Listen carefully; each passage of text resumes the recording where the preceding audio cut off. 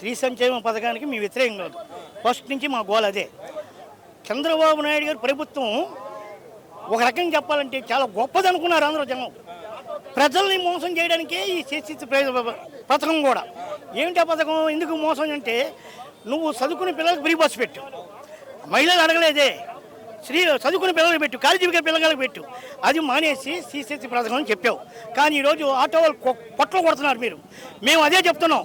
అయ్యా, కార్పొరేషన్ అయినప్పుడు విజయవాడలో కార్పొరేషన్ అయ్యేటప్పుడు, మున్సిపాలిటీ నుంచి కార్పొరేషన్కి వచ్చేటప్పుడు ఏదైతే ఆర్టీసీ అంటే తీసుకుందో గవర్నమెంట్, అలాగే ఈ ఆటోలు కూడా గవర్నమెంట్ తీసుకోండి.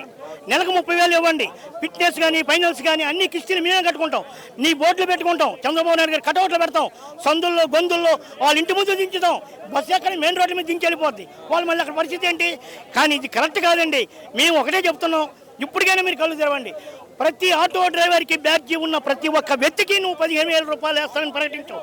నీ 15,000 రూపాయలు కూడా మా కుటుంబాల సాలవు. ఈరోజు పరిస్థితి ఏముంది? రూపాయి కూడా అద్దెలు పట్టడం కష్టంగా ఉంది ఈరోజు. మరి కిస్తీ కట్టుకోవాలి, ఫైనాన్స్ కట్టాలి, బండి రెంట్ కట్టుకోవాలి. ఇవన్నీ చేయాలంటే ఓనర్ అయినా ఒకటే, డ్రైవర్ అయినా ఒకటే, వాడి కుటుంబాన్ని వాడు పోషించుకోవాలి. కానీ ఇప్పటికైనా మీరు కళ్ళు తెరవండి. మీరు ప్రత్యామ్నాయం చేసే వరకు కూడా వదిలిపెట్టాం. జీవో నెంబర్ 21 దాన్ని ఎత్తేస్తానని చెప్పి ప్రతిజ్ఞలు చేసావు. పెద్ద పెద్ద బైరింగ్ సభల్లో వదలగొట్టావు. ఏమైంది నీ 21 జీవోని? ఎందుకు అమలు జరపలేదు? ఎందుకు ఎత్తలేదు? ఆటో కార్మికులందరికీ సంక్షేమ బోర్డు ఏర్పడవచ్చు. సంక్షేమ బోర్డు అంటే ఏంటో మీకే తెలియదు అధికారులకి. ఏంటి సంక్షేమ బోర్డు అంటే ఏంటి అని అడిగే పరిస్థితికి వచ్చింది. అంటే మీ చదువు, మీ విజ్ఞానం ఏమైపోయినట్లు?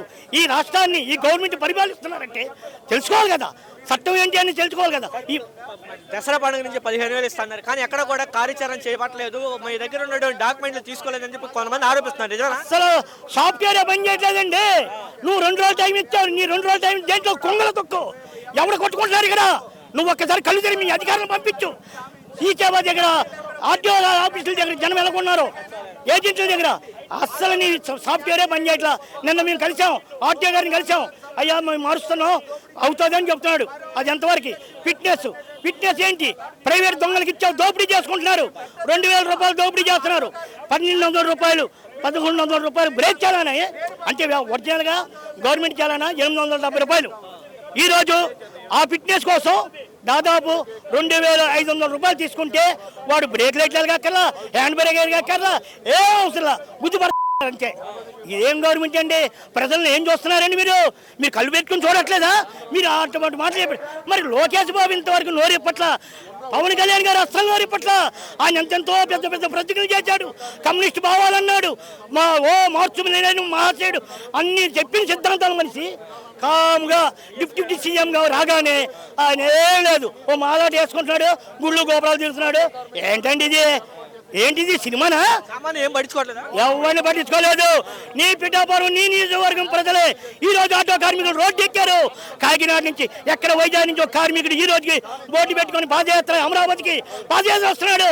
ఆయన మేమందరం కూడా, మేము అన్ని సంఘాలు కూడా ఆయన్ని రామవారిపాడు నుంచి మేము రిసీవ్ చేసుకుంటాం. ఆయనకు అవసరం అయితే వచ్చిన వాళ్ళందరూ కూడా మనం తాడేపల్లి వరకు కూడా, సీఎం ఇంటి వరకు కూడా మేము ఆయన్ని సాగనంపుతాం.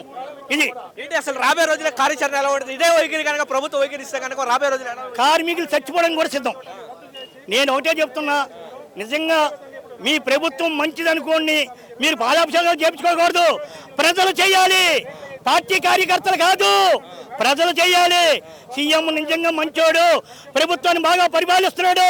సూపర్ 6 సూపర్ సక్సెస్ అని మీటింగ్ ఏముందండి? ఎవరి డబ్బాలు కొట్టుకుంటాం? మేము కొట్టుకోమంట. మా సంఘం గొప్ప అని ఇవన్నీ డబ్బు మాటలు వద్దండి. నిజంగా ప్రజలు చూడాలనుకుంటే ప్రజల కోసం పోరాటాలు చేయాలి. ప్రజల కోసమే మేము బతుకుతున్నాం.